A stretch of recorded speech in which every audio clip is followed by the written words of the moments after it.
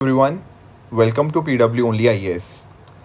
दोस्तों, आज हमारा जो डिस्कशन का एजेंडा होगा, यहाँ हम डिस्कस करेंगे most important topics of Indian economy for UPSC prelims 2024। देखिए, पहले मैं आपको एक चीज़ समझाता हूँ। ऐसा मत समझना कि आज जो हम चीज़ें डिस्कस करेंगे उसके अंदर आपको बिल्कुल घबराने की ज़रूरत नहीं है कि सर इतना सब कुछ है। स्पेशली जब इस तरह से कम टाइम बचा होता है ना, 8-9 दिन बचे होते हैं, उस टाइम हमारे दिमाग में ये सब चीज़ें आती रहती हैं कि यार मेरा ये भी पेंडिंग है, मेरा वो भी पेंडिंग है। अब ऐसे टाइम के अंदर हम अपने आने वाले कुछ दिनों के अंदर, यानी कि जो थोड़े बहुत दिन बचे हुए हैं, उनमें हमें ना कुछ अपना प्रायोरिटी ऑर्डर सेट कर लेना चाहिए। पता क्यों? क्योंकि होता पता क्या है, कई बार हम बहुत ही रैंडम चीज़ें पढ़ने लग जाते हैं और इन रैंडम चीज़ों के पढ़ने के चक्कर में जो मोस्ट इम्पॉर्टेंट टॉपिक्स होते हैं उनकी हम रिवीजन करना भूल जाते हैं। तो बेसिकली आई एम श्योर आजकल आखिरी दिनों के अंदर आप अपनी चीज़ें रिवाइज़ ही कर रहे होंगे। तो आज मैं आपको एक छोटी सी लिस्ट दूंगा ताकि आपने ये सारी चीज़ें पढ़ी ज़रूर हुई हैं। इट इज़ जस्ट दैट कि एग्ज़ाम से पहले एक बार क्विकली आप इनको रिवाइज़ कर लें ताकि इंश्योर किया जा पाए कि आप कहीं ना कहीं कंफर्टेबल पोजीशन में हो। ध्यान रखिएगा, कुछ भी आपको यहाँ पे आज के समय नया पढ़ने की बिल्कुल ज़रूरत नहीं है। बस बेसिकली जो रिवीजन में भी आपको दिक्कत आ रही थी कि क्या रिवाइज़ करना चाहिए एंड क्या आपका छूट रहा है, मैं क्विकली आपको वो कुछ टॉपिक्स आपको एक आइडिया दे देता हूँ। देखो, जैसा कि मैं हमेशा आपको कहता भी रहा हूँ कि कुछ एक ऐसे सब्जेक्ट्स हैं, अगर आपकी उनके ऊपर पकड़ अच्छी है ना, तो आप बहुत अच्छा स्कोर करोगे प्रीलिम्स के अंदर। अब जैसे यहाँ पर मैं इकोनॉमी का ही एक चीज़ आपको बता देता हूँ। लगभग हर साल ना आपको 15 से 16 क्वेश्चन आपको पिछले 5 साल में देखने को मिले हैं from the economy section. And देखो, अगर चाहे वो 2023 का टफ़ पेपर हो या कुछ एक पेपर जो उतना टफ़ नहीं भी थे, इसमें इकोनॉमी में इतना ज़रूर है कि आप 90% एक्यूरेसी ज़रूर ला सकते हो। हाँ, कोई पेपर हुआ होगा जिसमें 1 या 2 क्वेश्चन थोड़े टफ़ आ गए इकोनॉमी के, एंड शायद वो करने थोड़े बहुत मुश्किल थे, पर बाकी क्वेश्चंस करने कहीं ना कहीं आपके डुएबल होते हैं, गिवन द फैक्ट कि आपकी कंसेप्चुअल क्लैरिटी अच्छी होती है, प्लस आपने चीज़ों को अच्छे से समझा एंड पढ़ा होता है। तो कोशिश ये करिएगा कि आप एक इकोनॉमी के ऊपर फोकस रख सकते हो, तो वो टॉपिक्स तो मैं आपको बताता हूँ। इसके अलावा ही आपको पॉलिटी भी एक ऐसा टॉपिक रहता है जहाँ पर भी अच्छी खासी आप एक्यूरेसी ला सकते हो। बाकी सब्जेक्ट्स की भी वीडियोस की इंपॉर्टेंट टॉपिक्स क्या हैं वो आपको हमारे चैनल पे ऊपर ही मिल जाएंगी। अब देखो, इकोनॉमी का सिलेबस तो हमें पता ही है, ये सब तो बताने की ज़रूरत है नहीं। सीधा आ जाते हैं हम अपने टॉपिक्स की तरफ कि क्या क्या टॉपिक्स हैं जो हमें थोड़ा सा प्रायोरिटी पर रखने हैं। देखो, वैसे तो ये साल था बजट ईयर 2024, इलेक्शन ईयर था। इलेक्शन ईयर होने की वजह से फुल फ्लेज बजट तो अभी तक नहीं आया, राइट। पर जो आपका 1 फरवरी को इंटरिम बजट प्रेजेंट किया गया था, उसकी कुछ highlights, plus at the same time जो इकोनॉमिक सर्वे की जगह आपका इकोनॉमिक रिव्यू आया है, इनमें कुछ एक इंपॉर्टेंट कंपोनेंट्स यहाँ पे हमारी सरकार के द्वारा शेयर किए गए, plus at the same time कुछ इंपॉर्टेंट अचीवमेंट्स हो गया वो शेयर करी गई। तो उनका एक क्विक रिवीजन आप यहाँ पे कर सकते हो, राइट। अब आप नोटिस करोगे यूट्यूब के ऊपर ही मैंने लगभग आधे घंटे की 40 मिनट की एक वीडियोस हैं इकोनॉमिक रिव्यू के ऊपर भी एंड बजट की समरी के ऊपर भी। आई एम श्योर आप लोगों ने करी होगी, बस एक बार क्विकली आप जाके इसको एक बार रिवाइज़ कर सकते हो, या फिर इसकी जो PDFs है मेरे टेलीग्राम चैनल के ऊपर भी अवेलेबल है, अब वहाँ से भी इनको एक बार डाउनलोड करके क्विकली रिवाइज़ कर सकते हो। हार्डली आधे घंटे के अंदर ना आप इन चीज़ों को रिवाइज़ कर लोगे।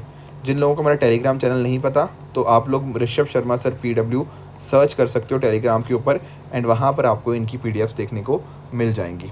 तो ये सब चीज़ें तो डेफिनेटली देखो आपको पता ही होनी चाहिए। क्यों? क्योंकि आप नोटिस करोगे ना कि सरकार की जो अलग अलग अचीवमेंट्स होती हैं, जैसे आपका UPI हो गया, आधार हो गया, GST हो गया, इनके बारे में काफ़ी अच्छा खासा जिक्र यहाँ पे देखने को मिलता है। Plus at the same time बहुत बार ऐसे क्वेश्चन आते हैं जो UPSC इन्हीं रिपोर्ट से, इन्हीं बजट के डॉक्यूमेंट्स या फिर आपके इकोनॉमिक रिव्यू वगैरह से पूछ लेता है। जैसे फॉर एग्जांपल आप यहाँ पर UPSC 2019 का क्वेश्चन पेपर देख भी पा रहे होंगे। इसके अंदर जैसे ये क्वेश्चन पूछा ना, तो ये सारा डेटा कौन इंपोर्ट करता है, कौन एक्सपोर्ट करता है, कहाँ से हमें सबसे ज़्यादा FDI आता है, ऐसा कोई ना कोई एक क्वेश्चन हर साल आता ही आता है, एंड जो कि हमने अपने लेक्चर्स में कवर किया ही हुआ है बेस्ड ऑन बजट या फिर economic review. In a similar manner जैसे यहाँ पे बात करी गई है राइस का सबसे बड़ा एक्सपोर्टर कौन था, राइट। तो ये जो ऐसे क्वेश्चन होते हैं ना, ये काफ़ी डुएबल हो जाते हैं अगर हमारी अच्छी पकड़ इन चीज़ों पे होती है। तो डेफिनेटली देखो, इकोनॉमिक्स रिव्यू और बजट आपको पता होना चाहिए, इसमें कोई डाउट की बात नहीं है। इसके साथ ही अगर मैं बात करूँ ना, तो देखो अभी जैसे इलेक्शन का रिजल्ट भी आ गया है, 2-3 दिन पहले ही आया, राइट। अब महंगाई का मुद्दा ऐसा था जो पूरे इलेक्शन में भी चला रहा, plus at the same time अगर हम बात करें USA की यूरोपियन यूनियन की, तो हर जगह ना एक महंगाई का मुद्दा था जो काफ़ी न्यूज़ में आता रहा। अब इस वजह से इन्फ्लेशन क्या होती है, कैसे इसको टैकल किया जाता है, आपके जो सेंट्रल बैंक्स होते हैं वो कैसे इसको टैकल करते हैं, जैसे फेड ने जो रेट हाइक करी है, ये आप ठीक है अब तो थोड़ा थोड़ा कम की तरफ जाएंगे अब, बट ओवर द टाइम्स ना ये काफ़ी मुद्दा न्यूज़ में रहा है because of these many reasons. तो इन्फ्लेशन के साथ में लिंक्ड जितने भी कॉन्सेप्ट हैं, चाहे आपका डिफ्लेशन हो गया, डिसइन्फ्लेशन हो गया, राइट, आपका डिमांड पुल इन्फ्लेशन हो गया, कॉस्ट पुश इन्फ्लेशन हो गया, ये सब चीज़ें आपको पता होनी चाहिए। जैसे फॉर एग्जांपल यूपीएससी ने 2022 में हमसे पूछा भी था कि भाई ये बताओ कि सबसे बड़ी संस्था या कौन सी ऐसी संस्था है जो यहाँ पे कंट्रोल करने के अंदर, इन्फ्लेशन के अंदर हमारी मदद करती है, राइट। डेफिनेटली इसका आरबीआई आंसर था, काफ़ी आसान क्वेश्चन था। उसी तरह से डिमांड पुल इन्फ्लेशन के ऊपर भी यूपीएससी ने क्वेश्चन पूछा हुआ है कि डिमांड पुल इन्फ्लेशन आखिर किन कारणों की वजह से हो सकती है। तो ये इन्फ्लेशन वाला टॉपिक भी एक बार रिवाइज करना आपके लिए डेफिनेटली इंपॉर्टेंट बन जाता है। साथ में देखो बात करूँ ना मैं आपके साथ जीडीपी की, ग्रॉस डोमेस्टिक प्रोडक्ट की, देखो ड्यूरिंग द इलेक्शंस भी या वैसे भी अगर हम बात करें तो हमारी जीडीपी की ग्रोथ काफ़ी अच्छी रही है। But at the same time GDP की कैलकुलेशन मेथडोलॉजी को लेकर बहुत बार क्वेश्चंस उठते रहे हैं, राइट। तो जीडीपी के मेथड्स क्या क्या होते हैं, किन 3 तरीक़ों से हम जीडीपी कैलकुलेट करते हैं, राइट, क्या क्या अलग अलग मेथड्स हैं, क्या क्या उनका अंतर होता है, जीडीपी, जीएनपी और इन बाकी चीज़ों में क्या अंतर होता है। ऐसे कई बार जो कंसेप्चुअल क्वेश्चन है ना यूपीएससी हमसे अक्सर पूछ लेता है, तो उनका भी एक अच्छा आइडिया हमारे पास होना चाहिए। इसके साथ ही देखो अगर मैं बात करूँ ना बॉन्ड की, बॉन्ड के साथ एसोसिएटेड जितने भी कॉन्सेप्ट हैं, चाहे वो बॉन्ड यील्ड का हो गया, आपका बॉन्ड प्राइस का हो गया, ये कॉन्सेप्ट्स काफ़ी बार यूपीएससी ने पूछे भी हुए हैं। तो एक तो बॉन्ड की वर्किंग कैसे होती है, क्या क्या चीज़ें हैं, ये सारे कॉन्सेप्ट्स आपके क्लियर होने चाहिए, चाहे वो मनी मार्केट हो, आपके कैपिटल मार्केट हो।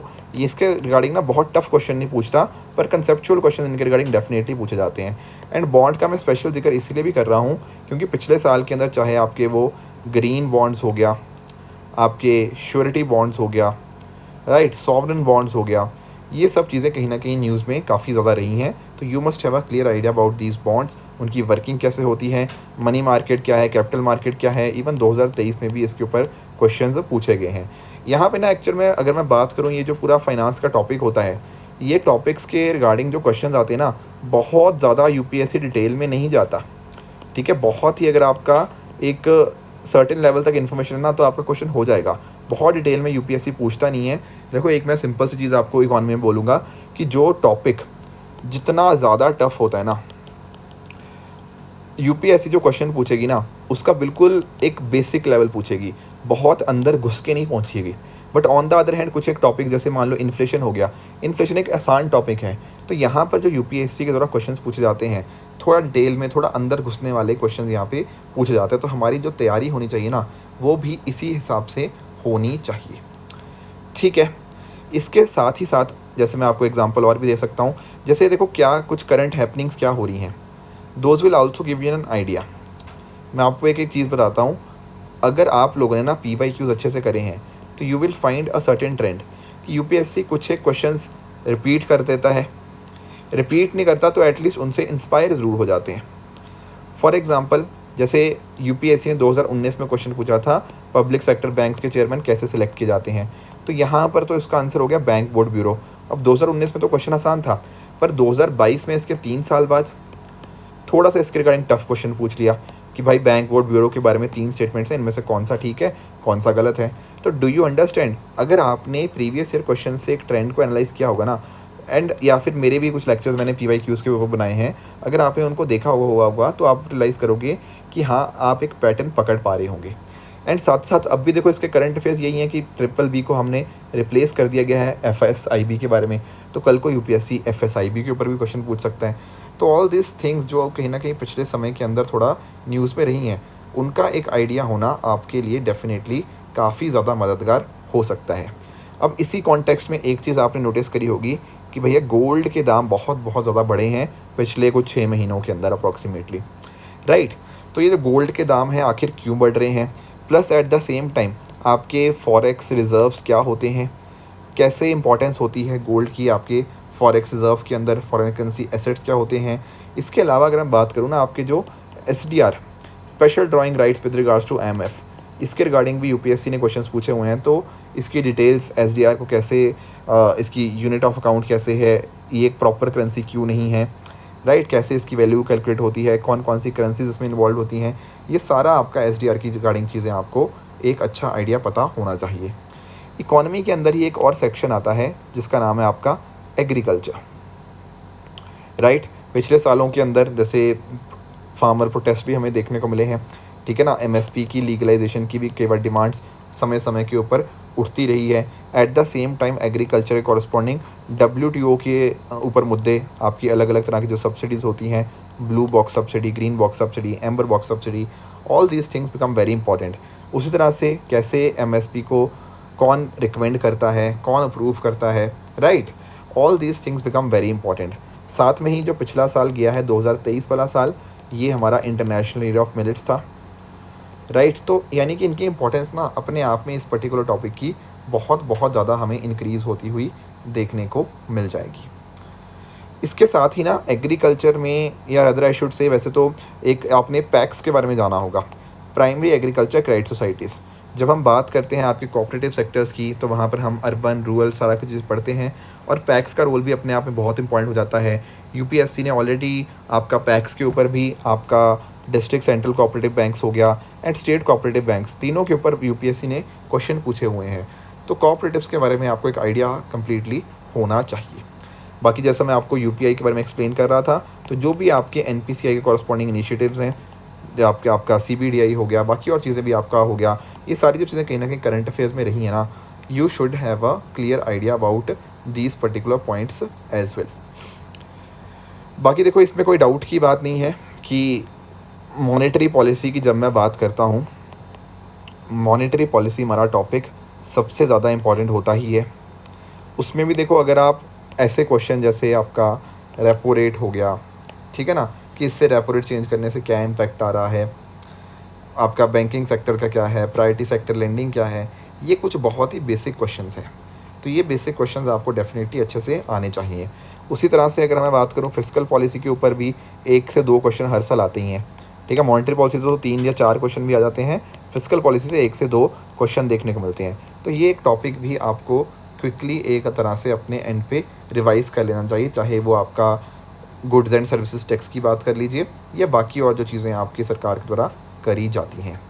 इसके साथ ही साथ जो क्रेडिट रेटिंग एजेंसीज़ के रिगार्डिंग क्वेश्चंस हैं वो भी पूछे जाएंगे, ठीक है, क्योंकि बहुत सारी क्रेडिट रेटिंग एजेंसीज़ के ऊपर कई बार क्वेश्चन मार्क उठता है कि क्या जो वो रेटिंग देती हैं अलग अलग कंट्रीज़ को, क्या वो सही है, क्या इंडिया की रेटिंग सही है, क्योंकि इंडिया इसके रिगार्डिंग बहुत सारे क्वेश्चन मार्क रेज करता है कि these are not depicting a clear value of what is the current situation of India. इसके साथ ही ना रशिया यूक्रेन का क्राइसिस जो हमें देखने को मिला, उसके कारण हमारे जो नॉस्ट्रो अकाउंट्स हैं, वॉस्ट्रो अकाउंट्स हैं, एंड साथ ही साथ इंटरनेशनलाइजेशन ऑफ रुपी, ये सारे मुद्दे भी काफ़ी ज़्यादा इंपॉर्टेंट हो जाते हैं, right. And all these things actually do come under कि कैसे हमारा जो बैलेंस ऑफ पेमेंट की चीज़ होती है, चाहे उसमें आप करंट अकाउंट की बात कर लीजिए या आप बात कर लीजिए कैपिटल अकाउंट की। तो हमारी कंट्री के हिसाब से कहाँ पर हमें एक सरप्लस देखने को मिलता है, कहाँ पे हमें एक डेफिसिट देखने को मिलता है। अगर मान लीजिए हमारी कंट्री का या करेंसी का एप्रिसिएशन होता है या डेप्रिसिएशन होता है, इसका हमारे एक्सपोर्ट्स के ऊपर, इंपोर्ट्स के ऊपर क्या इम्पैक्ट आता है, all these things must be very very clear to you. बाकी साथ में इसके अगर मैं बात करूं तो कुछ एक इम्पॉर्टेंट कॉन्सेप्ट्स जैसे जो न्यूज़ में पिछले दिनों के अंदर रहे हैं, जैसे फॉर एग्जांपल अनार्को कैपिटलिज्म, काफ़ी एक टर्म था जो बार बार यूपीएससी ने नहीं, बार बार आपको न्यूज़पेपर्स में देखने को मिला। इसके अलावा जब इलेक्शंस चल रहे थे तो इनहेरिटेंस टैक्स की बार बार चर्चा हो रही थी। तो ये जो कुछ टर्मिनोलॉजीज़ आपके करंट अफेयर्स में रही है ना, इनके रिगार्डिंग एक बेसिक आइडिया आपको होगा ना। मैं ये नहीं कह रहा बहुत डिटेल में इनको पढ़ते रहो, नहीं, इनका एक बेसिक आइडिया अगर आप रख लोगे ना, तो I think you will do really well in your exams. बाकी देखो, आखिरी एक और चीज़, अगर हम बात करें फॉरेन ट्रेड पॉलिसी, तो जो नई वाली फॉरेन ट्रेड पॉलिसी है वो लास्ट ईयर ही अप्रैल 1 से स्टार्ट हुई है, राइट। एंड बहुत ही अच्छी ये आपको फॉरेन ट्रेड पॉलिसी देखने को मिलेगी कि यहाँ पर हमने कोई एंड डेट नहीं लेकर आए हैं, क्योंकि नॉर्मली होता था क्या था कि अक्सर ये जो फॉरेन पॉलिसी थी ये एंड डेट के साथ आती थी, पर इस बार कोई यहाँ पे एंड डेट आपको नहीं देखने को मिल रही। ये क्या शो करता है? ये शो करता है कि हम जो भी आपके जियोपॉलिटिकल चेंजेस आ रहे हैं, समय-समय के ऊपर चीज़ें में बदलाव आ रहा है, डायनामिक बदलाव आ रहे हैं, उसके हिसाब से हम चाहेंगे कि हमारा जो चेंजेस हैं हमारी पॉलिसी के अंदर, हम वो भी अच्छे से कर पाएँ। तो इस तरह की चीज़ों का आपको अगर एक अच्छा आइडिया होगा, आई एम श्योर कि आप अपने इकोनॉमी के अंदर बहुत अच्छा परफ़ॉर्म कर पाएँगे। लास्टली देखो, मैं फिर से बता दूँ, इस वीडियो का पर्पस बिल्कुल ये नहीं था आपको डराना कि भाई इतनी सारी चीज़ें पढ़नी है। इट इज़ जस्ट दैट कि आप जब चीज़ें रिवाइज़ कर रहे हो ना, क्योंकि आप नोटिस करो कई बार ऐसा लगता है यार पूरी इकोनॉमी कैसे रिवाइज़ कर पाऊँगा, राइट? तो उस केस के अंदर हमें कुछ एक इंपॉर्टेंट टॉपिक्स की अगर हमें लिस्ट मिल जाए कि हाँ यार, ये मॉनेटरी पॉलिसी से 4 क्वेश्चन आ रहे हैं, तो थोड़ा-सा क्विकली उसको रिवाइज़ कर लेता हूँ। फिस्कल पॉलिसी से कुछ क्वेश्चन आ रहे हैं, तो उसको रिवीजन मुझे करना ज़रूरी है।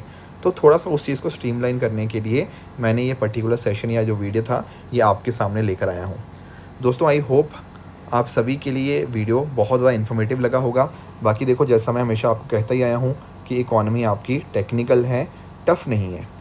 मैं ये तो नहीं कह रहा कि आप मतलब 100 आउट ऑफ 100 क्वेश्चंस आप सॉल्व कर लोगे, और वो चाहिए भी नहीं। And same cheese for economy भी 100% एक्यूरेसी कई बार इंपॉर्टेंट नहीं होती, पर डेफिनेटली देखो 90% एक्यूरेसी तो आप इकोनॉमी में ला ही सकते हो, इसमें कोई डाउट की बात नहीं है। कई बार 1 से 2 क्वेश्चन टफ आ जाते हैं, पर बाकी क्वेश्चन डूएबल होते हैं, गिवन द फैक्ट कि आप बहुत ही कॉन्फिडेंटली, बहुत ही काम एंड कंपोज्ड मैनर के अंदर अपना एग्ज़ाम अटैम्प्ट कर रहे हैं।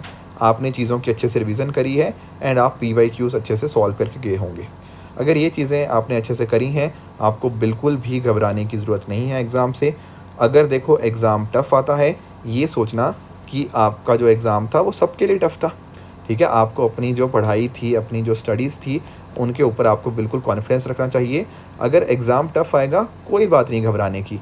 एग्ज़ाम टफ़ है तो सबके लिए टफ़ है, अकॉर्डिंगली कट ऑफ भी तो फिर नीचे आ जाती है ना। जैसे पिछले साल हमें नोटिस करने को मिला कि कट ऑफ 75 पॉइंट समथिंग गई है, राइट? तो इस वजह से टफ़ एग्ज़ाम से कभी घबराने की ज़रूरत नहीं है। हमेशा अपने आप के ऊपर भरोसा रखिए, पढ़ते रहिए, इसी तरह से हार्ड वर्क करते रहिए। आई एम श्योर आप बहुत अच्छे फ्लाइंग कलर्स के साथ इस एग्ज़ाम को पास करेंगे। All the very best student, keep working hard. Thank you very much.